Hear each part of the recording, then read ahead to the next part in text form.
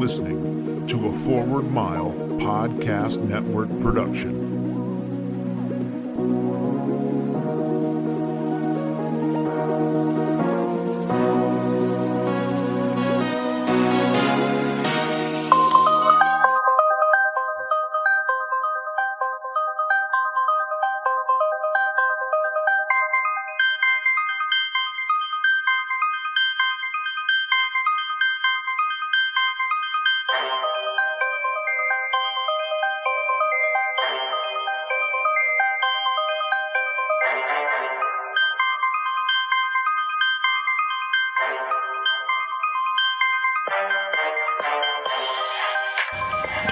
All right, and welcome into the next edition of the Vegas Squares podcast. And we are sitting here roughly, 90 minutes after Super Bowl 52. And I think collectively our jaws have hit the floor. If you listen to our preview, I believe we were all sitting on the Patriots side of these things. And as two Patriots fans ourselves, I'm not sure I'm still totally convinced on what happened on NBC a couple hours ago. Yeah, that was not anything that I expected. It was not anything that any of my Patriot fan friends expected. It was just a complete turnaround from where we what we thought this game was going to be and how it was all going to shake out in the end. Yeah, I mean, my initial thoughts recapping this game are basically, you tell me I got Tom Brady with 450-plus yards. The New England Patriots have 33 points. I tell you there's no way they lose this game. And yet here I am sitting here staring in the face of Philadelphia's first ring. I absolutely agree with that. I'm kind of in awe, too. I like the Patriots as well. I know Vegas was rooting for the Patriots as well. Well, that was the thing. I mean, 60% of the money came both on the over and the spread. The spread with Philadelphia. So, I mean, Vegas had to take a hit. We're probably going to have to wait 2 to 3 days to see exactly the magnitude of the hit that Vegas took. I mean, Vegas is basically, for the last 27 Super Bowls, been 25-2 as far as turning a profit. Yeah, I can't imagine they're coming out plus on this one. I'm sure at some properties it might be pretty close to even, depending on the props and all that. So in case you were living under a rock, obviously you know that the final score was 41 Philadelphia, 33 New England. Philadelphia captures their first championship in franchise history. Obviously they cover the 4.5-point spread. The over hits with flying colors. 48 went by the wayside, early in the third at this point. I mean, we talked about our initial thoughts on, kind of the shock and awe, but let's kind of look at this game from a standpoint of, neither team could really play defense at this point.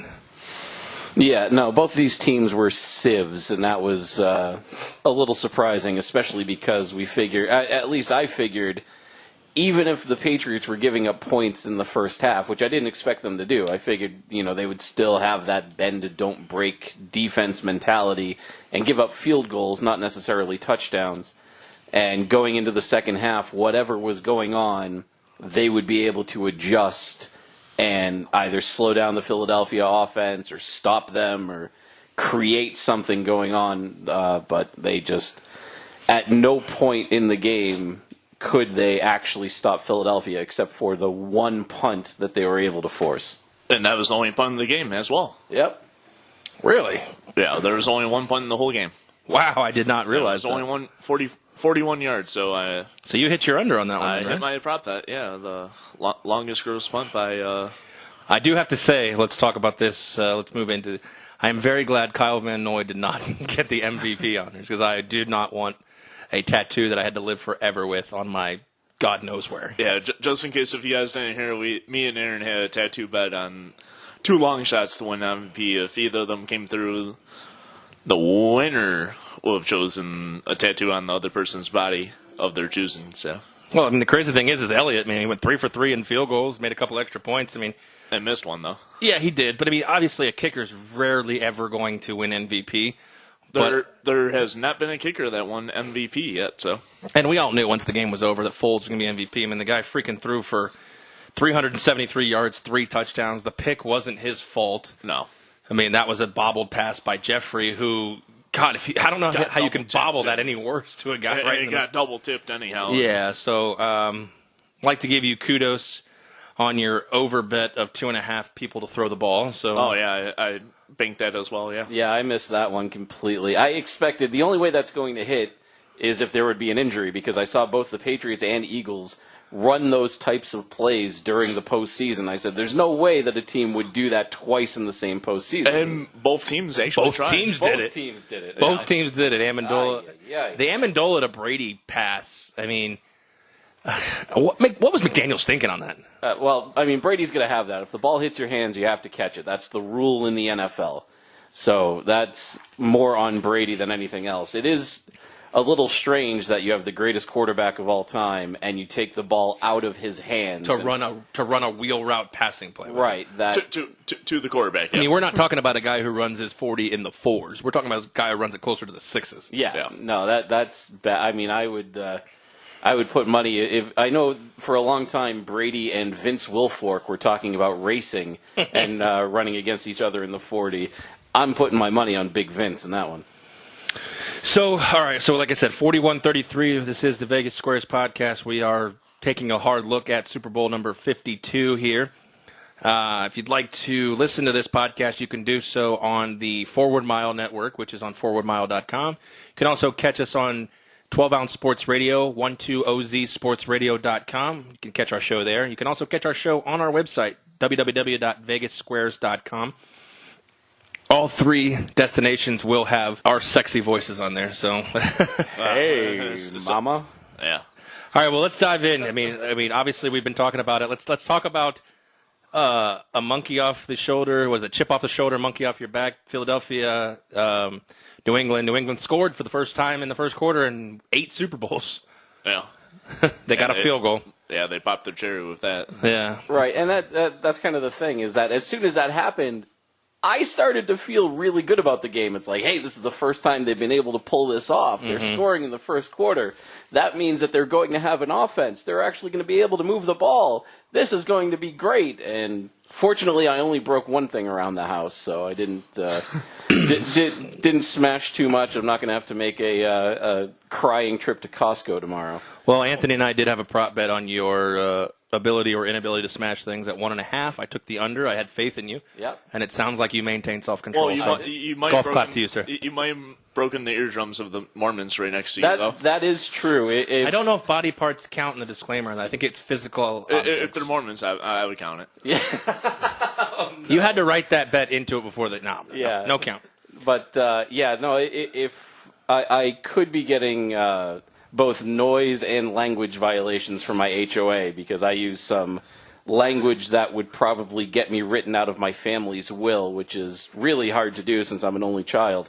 And That'd be running bad. that would, it was bad, forgetting that all of the windows in my house were open at the time. So we will see what the HOA has in store for me probably in a couple of weeks. But for now, it was only one physical thing destroyed. I'll text you the picture of it right now, too. So I think the Mormons can forgive you on that one, but we'll have to definitely take a look. We might have to put that on Twitter, see the things that Spike broke inside of his house.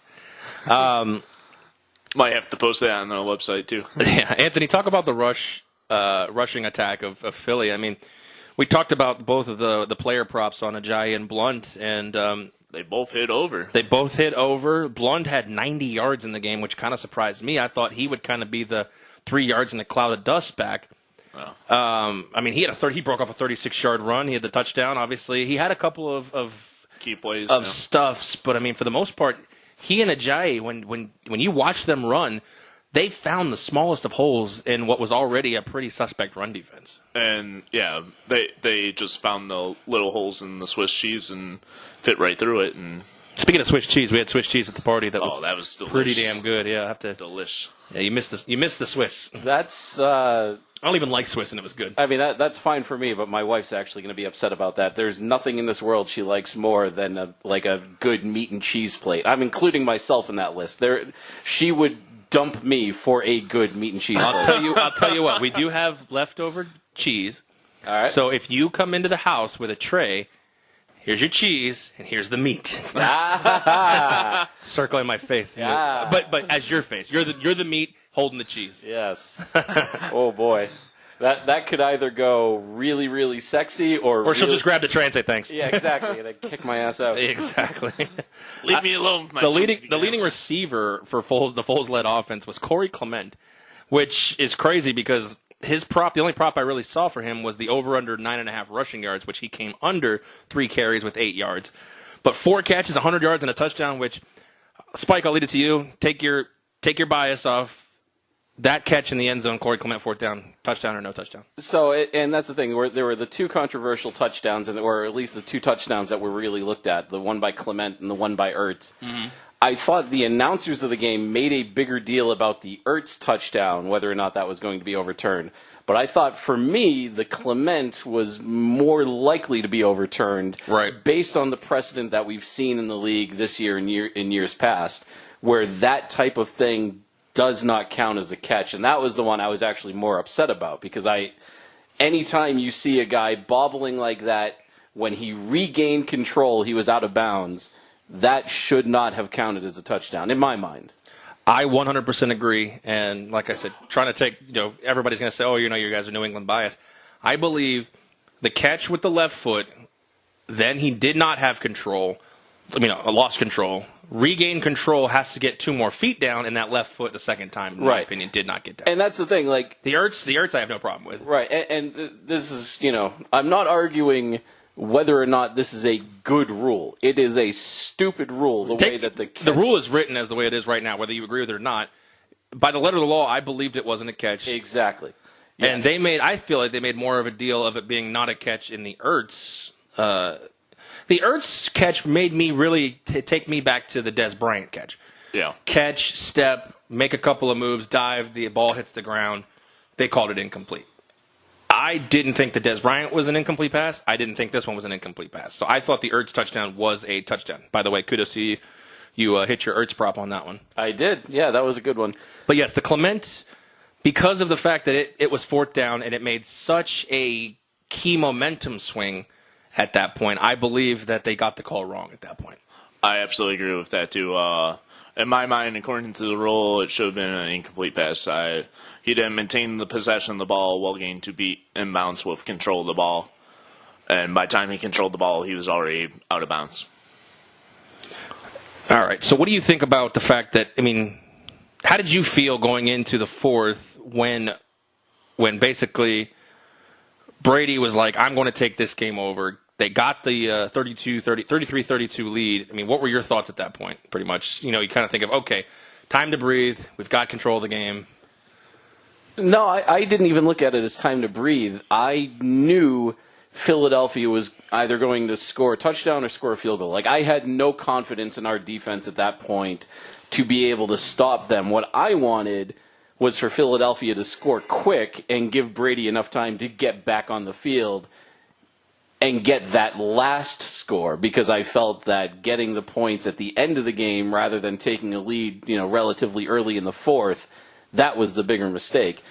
Because when the Patriots had the lead, I think there were still 9 minutes left in the 4th quarter. Mm-hmm. Philadelphia marches down the field in 7 minutes. How any professional team allows another team to walk all over you for 7 minutes in the 4th quarter of the Super Bowl is beyond me. Yeah, the thing is they did score the Ertz touchdown, obviously, but there was 2:21 left, 1 timeout, and when you've got the best quarterback of all time, and the very first play, we cough it up. They cough it up.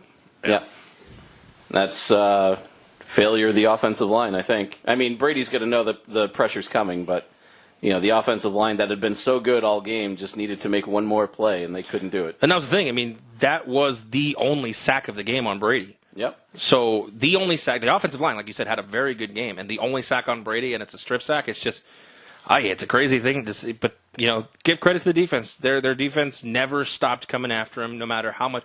Brady had time all day. The offensive line, Solder played well on Vinny Curry. A lot of the short passes were being put in play to be able to kind of, eliminate the pass rush, which has been the MO for the Patriots for 15 years now at this point. But you look at the stat sheet, and New England, by all means, from a stat standpoint, didn't really have that great of a game. They never got to Foles. They never had a turnover, except for the first one, which, I mean, yes, it's a turnover by all means, but that's an Alshon Jeffrey turnover at that point. So, oh yeah, it just, to me, didn't really feel like either team wanted to step up and be that difference maker, because offenses were just marching right up and down the field until Brandon Graham came in and said, "I'm ending this right now." Yeah, and I think, part of that is scheme. Like, the Patriots have never been known for running giant blitzes to get to the quarterback and get in their face. Like, they'll take the sacks when they come, but that's not their style. They've never been the big, massive pressure up front kind of team.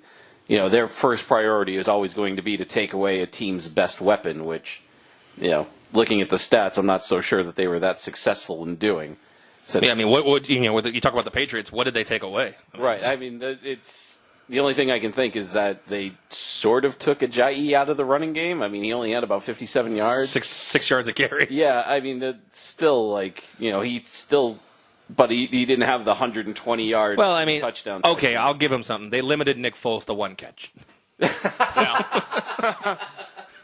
Hey, that was a good prop. If you did, remember the over take under it to the window. Well, remember the over under of longest touchdown was over under 1.5 yards. Yep, 1 yard touchdown catch Nick Foles. Yep, and Foles with the touchdown. 8-1, right? 8-1. Yeah, you're right. So was it really? It was Foles with a non-passing touchdown was 800 plus 800. Yeah. Yes, it was. It was minus 1,600 for the no and 800 for the yes. Yeah, I remember we were talking about that because that was the caveat. We said a lot of people are going to go to the window thinking it's a passing touchdown, and they'd be sadly mistaken. But if they went to the window thinking it was a passing touchdown, they cashed anyway. Yeah. Wow. It's crazy to think that both of those teams. Do you think that after the play to Brady from Amendola, the pass, do you think that I assume Peterson calls the plays. Do you think that he looked into his playbook and said, "I think we can run that exact same style of play and catch New England off guard"? I don't think the Patriots' decision to go for that play had any influence on Peterson. I don't know that it necessarily hurt, but I think Peterson was going to call that play in that situation no matter what the Patriots had done previously. Now, talk about I'd like to shine a light on a Patriot defender, which is really hard to do after this game. But I mean, Alshon Jeffrey torched Patriots secondary for the first quarter, and then they put Gilmore on him and shut him down. Essentially, 3 catches, 73 yards, and then boom, that was it. I mean, if I'm going to give kudos to anybody on the defense right there, it's going to be Stephon Gilmore. Philip Dorsett's prop came through, by the way. Oh, yeah. Over 6.5 yards. Yep, so. 1 catch, what was it? What did we say? Yards? We said he has usually 2 targets a game. He has 1 catch, and it's never been for under 7 yards. And bang, 1 catch, 19 yards. There's your prop. So take that to the window and cash that one. Cash it in, yep. Your no Burkhead TD came in, so that was good. Yeah. How were you feeling on that play when it was like a 2-way screen pass, and Burkhead broke it for, 45 yards or something? Yeah, no, that was a little strange because I was rooting against him at that point. I was like, oh, motherfucker, I can't do this to myself. Had Amendola. Like, yes, but no. Amendola, 8 for 152. Hogan, 128 and a touch. And Gronk, 9 for 116 and 2 touches. I mean, the stats are all there. The rushing game, is it time at this point that the Patriots get a lead back? I know it sounds crazy because their dink and dunk scheme works with these James Whites and these Deion Lewis and these Rex Burkheads, but there's no semblance of a true running game at this point. It doesn't really help Brady that he has nobody to move the 3-yard chains. I tend to agree with that. I think they look for that piece of the puzzle during the offseason, whether it's a big signing free agent or somebody second or third round pick. I'm not sure who exactly that would be, but maybe Shaquan Barkley if he's available. Oh, he's available, but he's not available at pick 31. Yeah. How weird is that? When's the last time they picked at 31? 2011? It's just it's a weird thing to think. Yeah, that was a little strange. Yeah, they haven't had too much luck with guys or running backs that they've drafted high in the draft. These are the last one was what, Maroney? Yeah, I was just going to say Lawrence Maroney. It was the last time they drafted a first rounder running back, and he had about 6 good games, and then kind of fell off a cliff. But yeah, I mean, other guys, guys that they find in later rounds are the ones that they're able to turn around, which, if they can do that, that's great. But the last time they had a true stud running back was, Corey Dillon? Yeah. I wouldn't. That's a stretch because they caught him at the end of his career. I'd even say Curtis Martin at that point. Right. Well, but even when he was at the end of his career, he still had over. He still had a over 1,000-yard season. Yeah, you're right. But it's just tough to find that guy nowadays. And I understand that it's, running backs are a dime a dozen, but it just feels like when you don't have 100 yards rushing. I'm not saying you have to have it, but when you don't have a guy like, look at what Belen Ajayi did to take the pressure off of Nick Foles. Now, does Tom Brady need to take every single piece of pressure off of him? No, but how much better would he feel if he knows that the play action pass is still thought of the play action is still thought of as a definite, they may run the ball at this point. It just seems like it's always hey, Brady's dropping back.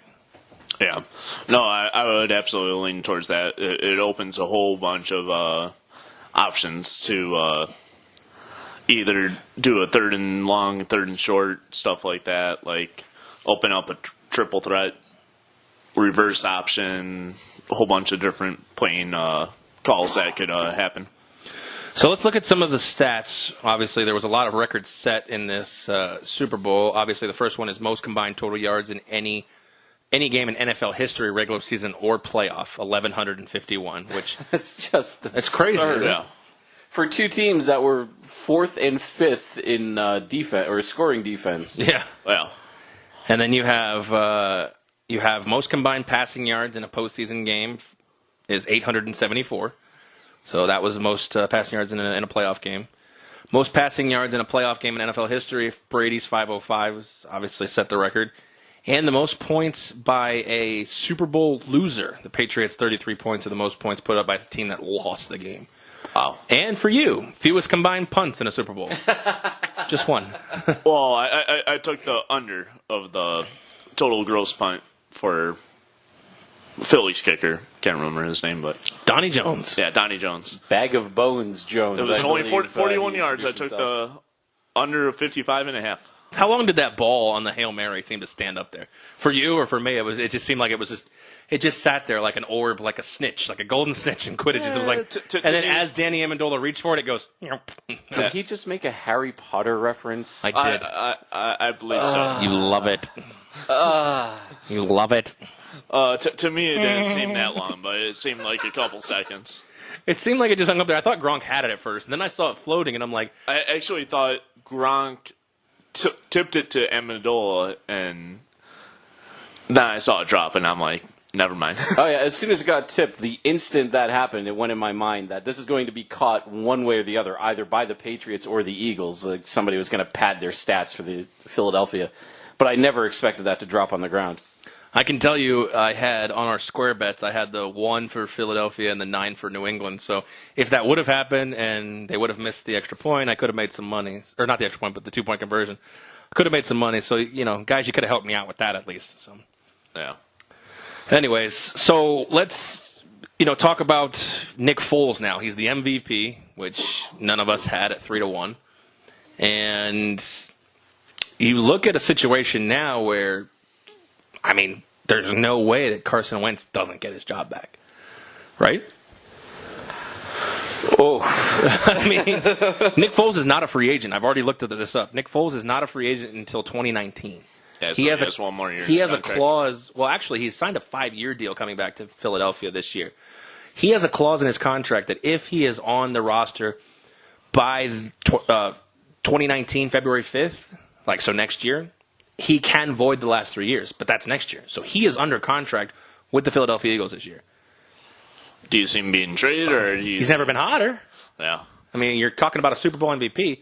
How do you justify not getting anything for and then benching a Super Bowl MVP for the franchise's first title? What do you? Doug Peterson's in a weird spot.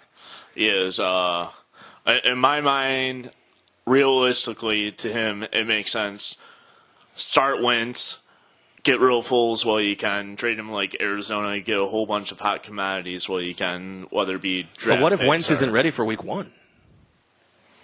Wentz tore his ACL in week 12? I think it was 14. 14? So Wentz tore his ACL in week 14 against the Rams. Yeah, I mean, early December, and that's usually a 12-month recovery. 8 to 12, Right, so you're saying 8 months on the short end, he's ready for the start. He was off his crutches today, so He was throwing passes in warm-ups, but I'm saying, that's a good sign. what if he's not ready? I mean, what do you do? Do you monitor the progress of Carson Wentz to determine when and if, well, not if, when do you get rid of Nick Foles? Or maybe they try and get rid of Wentz. Oh, wow.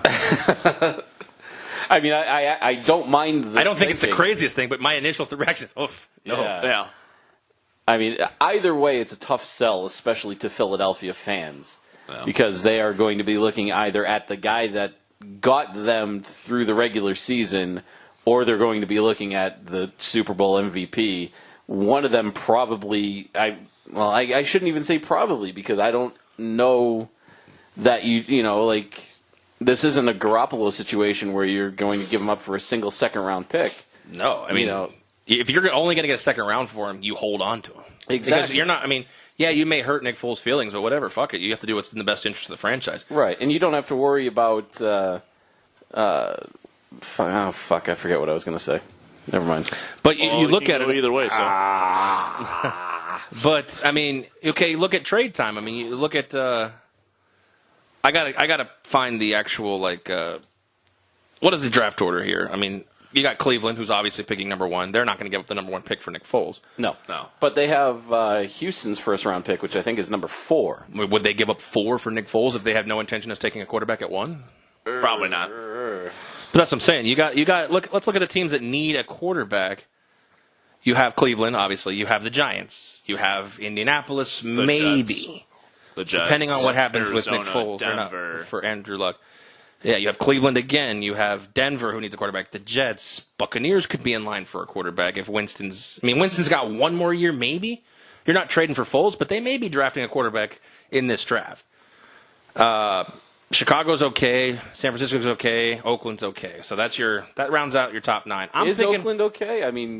You've already invested $125 million in Derek Carr. Right, but what does he? He had one good year last year, and then he got hurt, and they got bounced out of the playoffs really unceremoniously.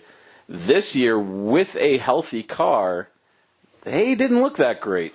No, last year they had a whole bunch of come from behind wins, and they kind of looked like a 6-10 team. And this year they showed their true colors. They were really 6-10 team.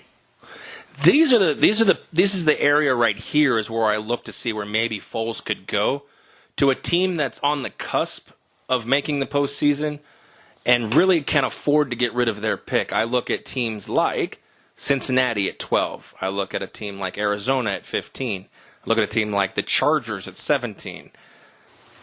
You got Buffalo at 21 and Buffalo again at 22. Oh. If they decide to keep Tyrod Taylor, they can, but I can't imagine their interest in Tyrod Taylor is still there. So you take a team like Buffalo who has 2 straight picks, 21 and 22. They trade the number 22 pick for Nick Foles. That's a situation I could see Nick going to. That's not the craziest thing I've ever heard, especially because T-Mobile did get benched during the year, but their heir apparent and Peterman or the Nathan Peterman experience? Yeah, that clearly didn't work, and he's definitely not ready for the big time. So if you want an NFL-ready backup / week 3 starter when you get sick of T-Mobile, Nick Foles, that's not the craziest landing spot that I've ever heard. Yeah. So I'll give you one real long shot team that could be looking for a quarterback, all things shaking out the wrong way. Not Detroit, even though I'm sure the $30 million man. Yeah, I think I know where you're going with this, but I'll let you dazzle us with your. How about the Minnesota Vikings? Oh, that's not where I thought you were going, but okay. That's totally the opposite direction I thought you were going with. Well, think about it. Bridgewater's obviously been hurt. You don't know what you're going to get out of him. Sam Bradford can't stay healthy for the life of him, and Case Keenum theoretically is a flash in the pan. It's crazy to think that Minnesota, it's crazy to think you have 3 starting quarterbacks, but yet you might have no starting quarterbacks. Exactly. So, that GM, they may take a long, hard look at that position and see if they want to, I can't believe I'm saying this, add depth. Well, Case is gone, I would imagine. Unless he's got to be. Yeah, he's got to be. Unless there's some way that they can stockpile salary cap flexibility to sign him, because I imagine he's going to fall in the $15 to $19 million range. Yeah, I think people are not going to be super crazy about paying a ton of money, but based on past experiences with guys like Leinart and Derek Anderson and guys that have the good year, get the contract, and then just do nothing for years. But so I'm willing to believe that if they don't go with your Foles theory, they're going with Bridgewater next year. And that makes a lot of sense. I could definitely see it. But again, the problem is that injury was so severe that when it first happened, people were wondering if he would ever walk again. I expect that. He's played an NFL game at this point. Right. Granted, he handed the ball off, but yeah. He would now have, 3 years under his belt from that injury? Or 2? 2, yeah. 2 full years. Okay, 2 full years. You got to take this off season and see. I mean, he's under contract. Bradford, sorry, you wasted your first-round picks. Thanks for playing. Here's your parting gifts at the door. Case Keenum, thanks for the potential to get us to a home Super Bowl playoff game or a home Super Bowl game. But I think your future's in Bridgewater at that point. You have to see what you need to. You have to see what you got in him from 2 full years off of a horrific ACL injury. And if not, then okay, you go with Bradford 1 more year. You probably get a high draft pick. C'est la vie. My thoughts is, this is where I thought you were going, actually. All right. I really think Belichick needs to take a strong, hard look at Nick Foles. Guy's under contract for 4 more years. He doesn't have that detonation clause in the contract if he's in New England. What could you give up if you're Bill Belichick? You've cleared the cupboard at this point. Yeah. Nick Foles is if you like what you see in Nick Foles, which I like. I look at him as a little bit more athletic Brady. I'm not trying to say he's on the same level just because he beat him tonight.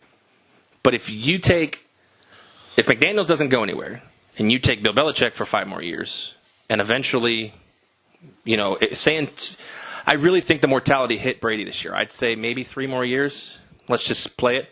You've got a guy like Nick Foles. You can re-sign him. He's going to be, at that point, find me the age on Nick Foles, but he's going to be close, maybe 28 at that point, maybe 30. Came out in 2012. Yeah. I think he's a good, solid backup in case, we're talking about a guy who's 41 years old, goes down. It's certainly not the craziest idea I've ever heard. I think the bigger issue... I really thought that's where you were going with that. No, and actually, when you said, I know where you're going with this, I honestly thought that you were going to pick up on my Minnesota leanings, so I had no idea where you thought I was going. Fucking mind games. Anyway. It's tradeception. Nick Foles is 29 right now. 29, okay. Fuck, this might... He just turned 29. Okay, my theory may not be as good as I thought it up in my head before, but you're talking about a guy... It's still not bad, but I think... Brady's 1 hit away from his career being over. Right, but I think the bigger issue you're going to run into there is that he is going to want money, and Robert Kraft doesn't pay backup quarterbacks. Right, I understand that. But he doesn't have to worry about that for 4 more years. He's an insurance plan right now, and when Brady comes off the books, then sure, he can put the money on the table for Nick Foles. When he is 33. Oh, I see what you're saying. Yeah. He's under contract right now. Let me see if I can pull up his contract. But he's under contract at the moment for 4 more years, which is basically what we believe Brady could play. So, right now, and you have him at, let's see, a base salary. You're paying him $5.4 million. He's got incentive bonuses. But will he take a snap? So the next year, he's due to make, let's see, $600,000 bonus. His cap hit would be $5.4 million.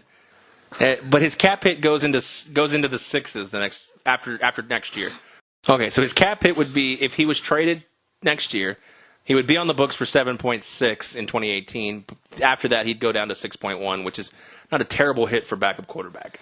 Right. Well, and, if you say Brady and Foles combined, their salaries are, I don't even know what the fuck Brady makes anymore.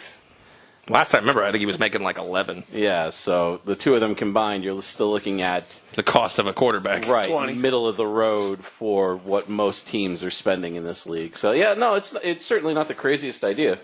I don't know. Maybe it seems out of left field, but I really feel like this year really opened my eyes to the mortality of this team, the Patriots. And the fact is that they can't, whether it's the defense, the lack of defense, the offensive line, being what it is, or the fact that Brady, what we expect out of Brady is a Jacksonville game every time. And that hasn't happened a few times. It's not just he steps on the field, 2:21 left to go and one timeout, and you and I are sitting here going, all right, let's polish our rings. It just doesn't feel that way anymore. So you got to start thinking post at this point. And I don't think if the Brady era ends, I don't think the Belichick era ends at the same time. I actually have a hard time believing that. Belichick's getting up there in age. I think, assuming that Brady does 3 more years, Belichick, we need the crack research staff on this, but I believe he will be 72 at that point. So, wow, actually, Brady's cap hit next year is $22 million. Is it really? Yeah, 14 base, 7 signing, and a $1 million roster bonus. So this year it was $13.7 million. It goes up to 22 this year. So either he is going to restructure or he is just going to take the money and say, to hell with it. But here's the caveat. This still makes my Nick Foles theory a little bit more interesting. I'm not saying specifically him. After 2019, he's a free agent. If Belichick's still the coach and the GM... That's certainly not a bad point, because Belichick will not hesitate to bench somebody if he feels that they are not his best option to win a game. Hence, seeing Butler getting benched for the Super Bowl today. Hey, we not talked about that yet. Yeah. Yeah. We will talk about that in a second. We will get to that in a second. But yeah, Belichick age as of right now is 65. So 65. Yeah, he's only. What the fuck? You didn't know he's 65? I thought he was 68, 69. So No, he's only 65. I remember since I looked it up, I remember talking about it in previous podcasts. Yeah, only 65. I'd say at minimum he's got 5 more years left in the. Yeah. Oh, in that case, then that makes the Belichick sticking around after Brady significantly more likely. See, the $22 million cap hit really frightens me, because that's $8 million to be spent on a defense that needs to be spent on. Yeah. But let's put that on a back burner, because there's going to be 7 months of no football that we can talk about. Well, off-season football. I mean, you got the draft, you got the scouting combine, you got training camp, you got preseason football. Right, but Tom Brady's $8 million cap hit jump is going to be a discussion. Yeah. Malcolm Butler, you just brought it up, and I totally forgot about it. What the fuck? Yeah, that's going to be dissected ad nauseum on Boston Sports Radio tomorrow, because that is just such a bizarre benching. No reason given other than we expected him to, or we have better options to win the game. And then even after the first half, when they were getting torched and giving up tons of points, they didn't make the second half adjustment to bring him in. So something was going on there, and people are going to question that move like crazy. Well, the first couple of quotes out of media land is from Malcolm Butler on being benched in the Super Bowl. I ain't got nothing to say, and they gave up on me. So what do we make of that? Because there has been no formal reasoning for why he was benched. It's just coach's decision. Yeah. Which, of any coach's decision that can be perplexing, it's Belichick's. Yeah, it's absolutely... It can be as small as peeing in the wrong toilet, or it can be as large as missing a team meeting. I mean... Yeah. Or it can be making dozens of foot references when having a press conference about Rex Ryan. Do you remember that? No. You're looking at me like I'm weird. The foot, what'd you say? Rex Ryan came out and admitted that he had a foot fetish. Right, I remember that. So then Wes Welker had a press conference where they were talking about an upcoming game, and he made something like a dozen references to feet during his press conference, and Belichick benched him for the first half.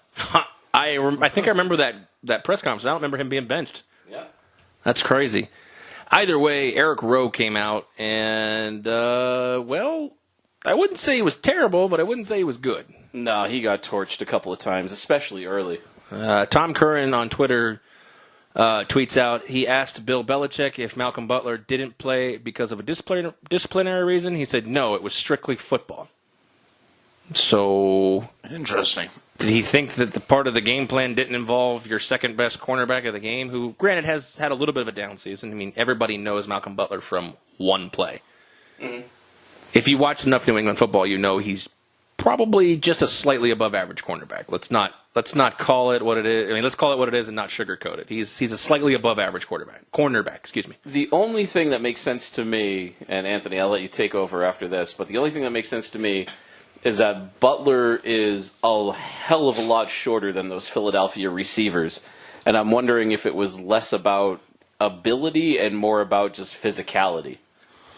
I would tend to agree with that. I mean, granted, was he 6'1", and most of those wide receivers on Philly are 6'5", something along those lines. I mean, he can jump, but I mean, it's going to take a lot to outperform those wide receivers and come up with those plays, especially the way Foles was throwing it right into tiny gaps and tiny spaces. Oh, he's 5'11". Yeah, 5'11", and if those other receivers have 6 inches on them every single play, that's really tough for him to. And the way he throws was just Foles was just pinpointing precision passes right into tiny gaps. Okay, well then answer me this question: if Bill Belichick had no intention of starting Malcolm Butler, which now that we've seen the entire game, we know that that's true, why not deactivate him? Put in a player who could potentially contribute. Gillislee, David Harris, Kenny Britt, Hollister as another blocking tight end. Alan Branch could have maybe helped the running game. Any of these guys would have been better than leaving Malcolm Butler on the sideline in the game. Yeah, and that is part of why this is so perplexing, again, because, even if it was a disciplinary thing, you bench him for the first half, fine. Even if you think that it's a football strategy thing, but after the first half, whatever the plan you had wasn't working out, then you put him back in the second. Well, that's what I kept thinking. I'm like, all right, even if he's just a dime back there, right? As long as he's in there on defense, then that makes sense. But to have him exclusively as a special teams player throughout the entirety of the game, I don't get it. I literally cannot figure this out. If you're Malcolm Butler and you're basically being told you're limited to special teams duty, I know this is probably not the guy to go up against, but do you just basically say, fuck you?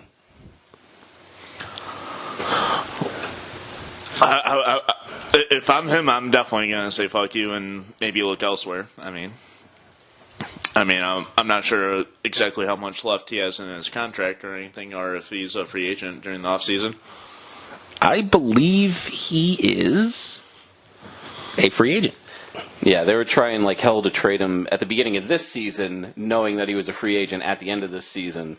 So they didn't want him to walk away for nothing. But right, because he was actually the hot topic in the Brandon Cooks trade versus the first-round pick. Right. So now I would imagine that he is all but done at this point as far as his days in New England. So I guess let me be the first to say thanks for the pick in the Seattle game and thanks for the memories, but he walks just like every other New England Patriot who I guess doesn't fit Bill Belichick's scheme. I don't know, to me it's just perplexing. That's what I'm saying. It's his last game, probably in a New England uniform, and you're telling me he's being benched? I'd have told Bill to fuck off. I don't know. Maybe it's just me, and maybe it's just because it's Bill Belichick. And maybe he did. Maybe he said something. We don't know. Are we ever going to get that information? That's the question. Oh, absolutely not. Not even. You don't think Malcolm's going to say anything when he signs with? Well, I'm not whoever? even sure Malcolm knows why. I mean, it could just be Belichick said, "Malcolm, you're not playing," and that's the end of it. That's a tough one to swallow. Yeah, if it comes out of somebody, it's definitely out of Butler. So I definitely don't see Belichick mention this. Yeah, it's just, to me, Seems like, I'm not saying that any one of these inactives would have made a whole world of difference, but if you had no intention of playing Malcolm Butler on anything but a few special teams plays, I would hope he's not on punt team because then he definitely didn't get in. Yeah. But I'm just saying, there's a lot of guys. There's one punt, so. I mean, you're talking about Kenny Britt, who's a tall receiver who could have had some kind of impact. Yeah. You have David Harris, who's a middle linebacker who still has a little bit left in the tank. I mean, something, another body to try to stop the run at this point, Yeah, absolutely. This is going to be. I mean, this has to be the most perplexing Belichick move that we've seen since he's taken over as coach of the Patriots. More perplexing than Garoppolo. Well, the Garoppolo thing, I think, had a lot of people scratching their heads. But before this season at all, it was the AFC Championship game against Indianapolis after the 2006 season, where Belichick went for it on a 4th and 2 on his own side of the field. And got stuffed. And people were wondering why the hell he would risk giving Peyton Manning the ball that close to the New England end zone. And we never got a good answer out of that for that one either. Just Belichick said it felt like the right football move. You can look back even at Super Bowl 49 against Seattle. Remember, we had the crazy catch by Curse on the sideline. Mm-hmm. And then on first down, they run it with Marshawn Lynch. He goes from the 5-yard line to the 1-yard line. Clock's ticking. Belichick doesn't take the timeout. Seattle scores a touchdown there, and everybody's going to say, why the hell didn't Belichick take a timeout? And give Brady more time to get back down the field. The fact that play worked out, is basically the only thing saving Belichick from the headache of having to answer that question over and over again. But this one, as to why Butler has been benched and why he wasn't inactive, and they brought in, like you said, somebody that could have made a difference on either side of the ball. Right. I think Hollister would have been a good choice for the offense, just because we know how ferocious Philly's front seven on the defense is. So getting the extra blocker to keep Brady upright. The offensive line that they had did a great job. So, that certainly wasn't. Hindsight being what it is, that obviously makes a lot of sense. But, having Alan Branch in there would have made a great difference in the running game at the very least. Yeah, and that's what I'm saying. It's just it's a perplexing thing. You talk about these situations with Belichick, and a lot of these situations hinge on such minute details that, one decision goes this way, like you said, they don't take a timeout. Marshawn Lynch scores on a running play, or they score on that little slant play. They lose another Super Bowl. You have this Super Bowl. A lot of Belichick's decisions, a couple of those go the wrong way. He's not as great of a coach as everybody would make him out to be. Yeah. So it's kind of a, that's what the great ones, they're on the right side of history on some of these. So. Well, Super Bowl 52 is in the books, 41-33, Eagles victory. It's the first Super Bowl in Eagles history. And I fear for that town at this point. No, I absolutely agree. Another news statement coming out is Gronk possibly retiring after this game. So really, where'd you see that? It's on NBC Sports too. I actually just got a headline flash saying, God damn it. Right. This is why we should take it seriously. But why should we take it seriously? I didn't actually read the article. It flashed while we were doing this fucking thing, and God forbid I should pay attention to you guys instead of reading my phone for once. Well, let's look at it. Gronk retiring. We obviously know his injury history. And he's played in, 4 Super Bowls now? No, he's played in 3, but... Yeah, he's played in 3. He's been around for 4. He's 1-2, in Super Bowls that he's played in. They're 2-2, I guess, altogether. It wouldn't shock me, I guess, but, where did this all come from? I haven't heard anything about it for the last... throughout all of Super Bowl Media Week, I haven't heard a single thing about this, and then all of a sudden now we're talking about it? Color me baffled, I guess. No, I absolutely agree. Out of nowhere, it just appears. You got to think it has to probably do more with the injuries, I would say, than his performance. Yeah, so he's 28 years old. And he has had, amongst other injuries, 3 back surgeries, forearm surgery, and a blown ACL.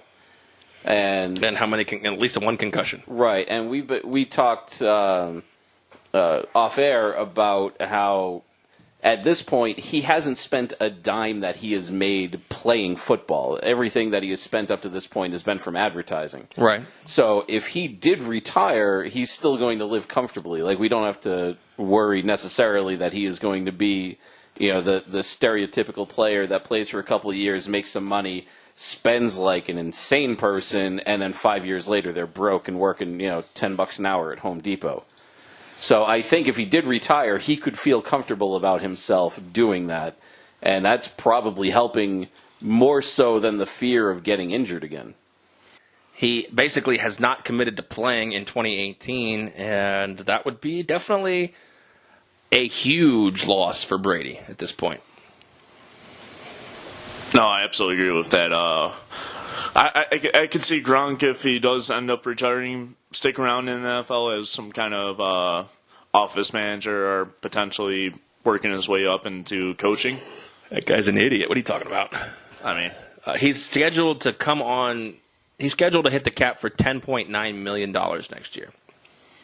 $8 million base, $2 million option, plus a couple other roster incentives for a total of $10.9 million. I don't know if I can see him walking away from that at this point, because I know that he still has all the money he's made from football, but that's a tough chunk of change to run out for. He basically, I don't see it. I think that the chances there are less than 5%. I think he comes back. So you think it's more kind of publicity based? What?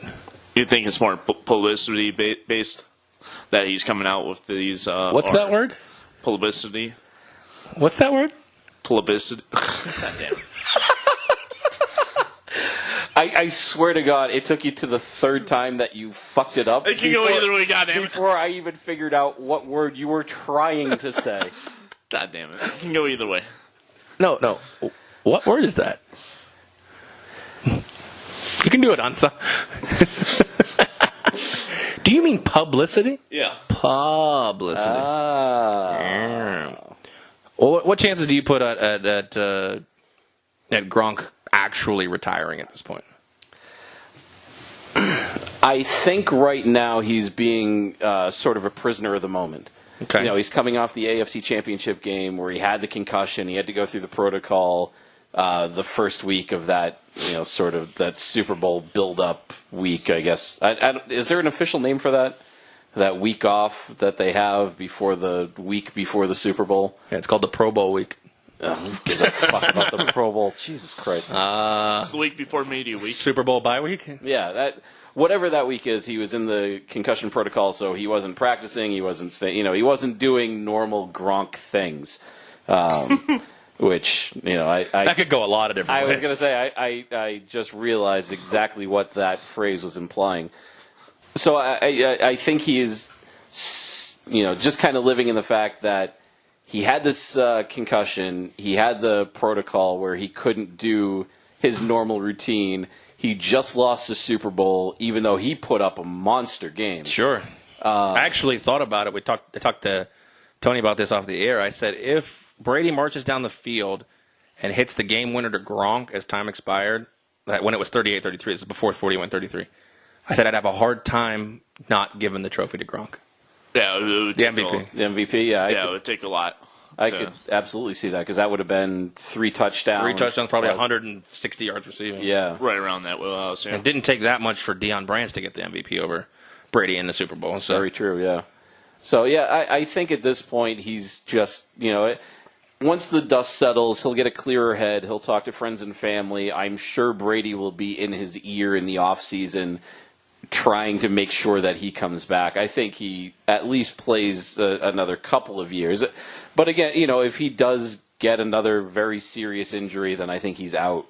That wouldn't surprise me at all. But I think right now, I would be very surprised if we didn't see him next year. Yeah, and that's the thing that kind of you look at it, it's like, he's still such a dominating force when he's in the game. It just seems like the hits that knock him out don't seem to be as hard as they used to be. I mean, that Barry Church hit in the AFC title game really didn't, on face value, seem that hard of a hit. But I mean, guy got concussed by it, was out for the rest of the game. So we'll have to keep an eye on Gronk over the offseason to see basically what that situation entails. And another thing I was kind of looking at was, I don't know about you guys, but whatever team LeGarrette signs with next year, I'm taking him to win the Super Bowl. I remember saying that right after this game, yeah. Guy knows how to pick him, I tell you that. God, yeah. No, he's what an unstoppable force that guy is. I hope he goes to Detroit. Okay, if he goes to Detroit, I still might not take Detroit. What about Cleveland? It'd be tough, yeah. It's crazy to think that he's won the last three out of the last 4 Super Bowls. Yep. Yeah. Whew. Insane. So, well, go ahead. Well, I was just going to say that's why he had that moment where they brought Brett Favre in to talk to the Eagles before the game, and they asked LeGarrette Blount, "Do you have anything to ask Brett Favre?" And LeGarrette Blount said, "How many rings does he have?" "Nah, I don't think I need to ask him anything." Touche. Yeah, that's very true. That's very true. So, well, we look back here, our basic, initial reactions after Super Bowl 52. Once again, Philadelphia 41, New England 33. Spike hit the under on things broken inside of his house. This under was set at 1.5. So, way to keep your cool. I certainly tried, especially, it's a brand new house. Give me a couple of years that I've been in it, and I feel like things are old. Like, we're going to be replacing the windows anyway, so, if You're 5 years... replacing the windows in a brand new house? Yeah. I'm surprised you didn't break any of that. Part of it is that they're the vinyl windows, and they look ugly as shit, and they're brown. Like, we had no choice. We had to get brown. There is no other brown in our house. Everything is this like light bluish gray and white trim. So it's just this ugly, offsetting, weird color. So yeah, I think we'll be... Looks like shit. Yeah, literally and figuratively. So yeah, at some point, once we decide that we're going to replace those, if the Patriots are in the Super Bowl that year, then I'll have a sledgehammer with me so I can start smashing windows during the game. Fair enough. Well, and you brought up a point just there in your last statement. We look at, they've obviously been to 3 of the last 4. They've, been to the last 2. I mean, it's hard really to think about when I sit here and look at, again, I use this word, the mortality of this team. It's hard to really sit here and think about next year thinking, obviously they're the favorite in Vegas, but in my mind, they're not necessarily the overwhelming favorite anymore at this point. No, nor should they be, especially losing both coordinators. Right. So to sit there and think about the Patriots, we are kind of spoiled. And he's just on another level on the other side. But think of a team in the middle. For Philadelphia, it's been 14 years since they've been back to the game. You think about a team like Denver, yeah, they just won one, but before that, it had been almost 20 years. Mm-hmm. At some point, we're going to see... if you look towards the Packers, it's been, 11 years since their one before that? No, they just made it in 2011. Yeah, but, prior to that, they had won, 98? Yeah, they lost to Denver in 98. Yeah, that's what I'm saying. Yeah. A lot of these teams, at some point, you wonder, as a Pats fan, you get so used to being, 8 out of the last 18 Super Bowls you've been in. At some point it's going to be, we may fall into that crowd where you never know when you're making a Super Bowl again. It's not, we may fall into that crowd. We will fall into that crowd. Well, you'd like to think not. But if you could somehow... Obviously, the NFL is a completely different mindset than college football. It's the Nick Saban mentality where you just reload. The question is finding a generational quarterback like frickin' Tom Brady. Right. That's a gigantic... Trading Garoppolo is a hard way to look at that. Right. The problem is, Belichick is not going to coach forever. And, right. Even if he does put up another 5, even 10 more years, eventually somebody's going to come in. Now, if Belichick has a handful of mediocre seasons between now and the time he retires, he may, leave town or he may retire with his team not respecting him the way that they do now. They may not fear him. They may not listen to him like the way that they do now because winning cures a lot of ailments. So if this is a team that goes, 8-8 one year, and then they're staring down the barrel of 6-10 in Belichick's final year, and the team gives up on him, That's a real weird situation to think about, but it's certainly possible. Yeah, I mean, and the situation, you always hear why did a coach get fired is because the message got old. Mm-hmm. I mean, we're talking about the better part of 20 years of Bill Belichick's message, and I can't say it's gotten old yet, but I mean, maybe. It's inevitable. I mean, it will happen at some point if he doesn't retire before then. It's crazy to think about, huh? Yeah. I don't want to use the word of the day of mortality in this because obviously I don't want to take anything away from the Eagles. They won the game. So, I mean, I know we spent a lot of time talking about the Patriots, but, the Eagles have a bright future with this team intact. I mean, Jay Ajayi is under contract. Carson Wentz is under contract. All their receivers are under contract. I didn't check Torrey Smith, but, yeah, he's under contract next year. Not that he's like a huge contributor, but, I mean, this team's coming back with potentially a better quarterback. Right, and that division, the Giants are kind of a dumpster fire at this point. We don't know what we're going to get out of Washington and their quarterback situation. And Dallas is a crapshoot because they theoretically should be good again with Dak and Zeke coming back. Mm-hmm. But we don't know because, what's his name? The coach, I can't think of his name. Jason Garrett. Thank you. I forgot it for a second there, too. Yeah, I mean, Garrett can't get out of his own way, and yeah, that team just, it's very possible the Eagles could be the top of that division again next year. Very true. And this is something that we'll be saying again in about 12 months' time. Especially since the NFC is realistically, as a whole, not great. A lot of really just kind of average teams. I mean, you take a look at the South. Carolina's okay. Yep. New Orleans is pretty good. Yeah. Atlanta's okay. Mm-hmm. You take a look at the North. The Vikings are decent, but what's their quarterback situation going to look like? Yeah. The Packers, I mean, Aaron Rodgers always keeps them in the thick of things, but that defense is pretty terrible. Mm-hmm. Obviously, we have an entire offseason, and before this gets visited, in September, but, you look at the Lions, pass. Yeah, they're I mean, at some point we could even do like they're like the Browns. They're going to go into the other bowl. Yeah. But what I'm saying is, you got the NFC West. I mean, the Rams are an upstart, but I think Philadelphia is better than they are. Yeah. I think Seattle's got a lot of problems. Yeah, San Francisco's the wild card at this point because what is Garoppolo going to do with an entire season? Right, and did he do enough, or did he do a lot of that with basically no film on him? Not a lot of film on that guy. That's true. And are they going to increase the talent around him? Because let's not put lipstick on a pig. That's still a pretty bad team. Oh yeah, no, it definitely is. But winning the last 5-6 games, whatever it was that he was the starter. Mm-hmm. I mean, that's impressive in this league. Sure. It's one of those any given Sunday type things. I think he's a Tom Brady like quarterback. Right. I just think he still needs a little bit of talent around him. He definitely does, especially on that defensive side. Yeah. He's, but I mean, he is going to hide a lot of the flaws on that team. Agreed. So, yeah, I'm very curious to see what he can do. But yeah, we can do. Obviously, we're going to preview the NFL teams later. Yeah, and after free agency, after the draft, we could even do division by division breakdowns, and so that way we don't have to kind of bounce around all over the place. No, I'm just early thoughts on this conference, the NFC. It's an overall average conference. And I think Philadelphia, their talent, if what I see is coming back, with the exception of a couple of minor players and LeGarrette Blount, they're pretty much intact. I mean, they're going to lose. They're going to let Darren Sproles walk. Okay, I think they'll survive. They're going to let Patrick Robinson probably walk. Okay, they'll survive.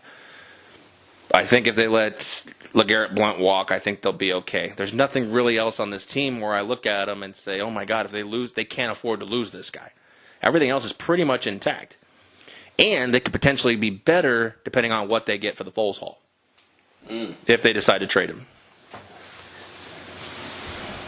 Yes, if they decide to trade him, which I'm still not convinced that they will. Just because, A, we don't know when Carson Wentz is going to come back at 100%, and B, they're not going to just jump the gun and take the first deal that comes their way. They need to get something worthwhile in order to make that deal, because they'll be happy to sit on him, especially if he's under contract at a rather favorable number. Do you know Fletcher Cox signed a 7-year, $110 million deal last year? Did he really? I didn't realize he was getting paid that much. Holy shit. Fucking hell. I know, right? We're in the wrong business. I know. I was thinking about this the other day, like, you know, if you think about a family that makes like $100,000 a year is considered like, you know, not upper class, but even just upper middle. Like they're doing all right for themselves. Right. I know one woman that makes $5 million a year. She makes $100,000 a week. Mm-hmm. I was thinking about that, and it blows my mind. It's just unbelievable. And then this guy, 7 years, $110 million. Ugh. Oh. Oh. Oh, God. Yeah, I'm actually looking at William Hill right now at future odds for next year's Super Bowl. Patriots and Eagles are tied, both at 5-1. I think Pats were at 3-1 before the game started. I saw 4 to 1. Okay. Yeah, and then during the game, 450. Fletcher Cox makes $302,000 a week. Ugh. Fuck. If he sees the life of his contract. God, do you realize how quickly I could pay off student loans if I were making $300,000 a week? Do you realize if you were playing defensive tackle for the Eagles, you probably wouldn't have student loans? Valid point, sir. Pay it off in about 5 days, right? Paid off on a paycheck, I would imagine. Also, I got to say, I'm actually disappointed in you guys. When you told me that we were going to be doing a podcast tonight, I was told we were going to be recapping the Puppy Bowl that was on Animal Planet tonight with Fluff versus Rough? Team Fluff winning and Bear being named MVP. Oh, man, I was rooting for Mango.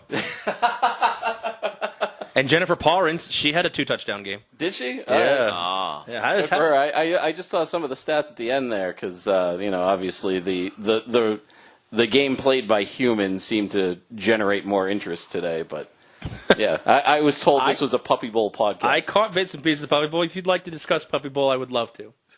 I didn't actually watch it, so I don't know. I just got the name of the thing. I didn't realize what I was watching at first. And I did. But I was like, oh, this must just be the pregame to the Super Bowl. And then I've actually was flipping around. I'm like, this is Animal Planet. But yeah, I remember the two names I remember was Mango because it was a black and white dog. I'm like, Mango, this makes no sense. Yeah.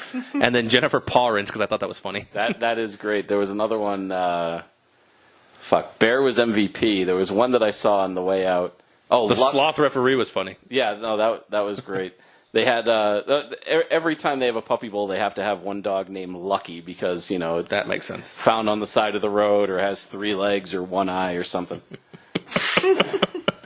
As everybody's already turned this podcast off, those of you who accidentally still are listening, we do appreciate you guys tuning into For those of you that can't find the remote or the mouse or the pause off, button yes. or the exit app button, we appreciate you listening to the Vegas Squares Super Bowl recap show.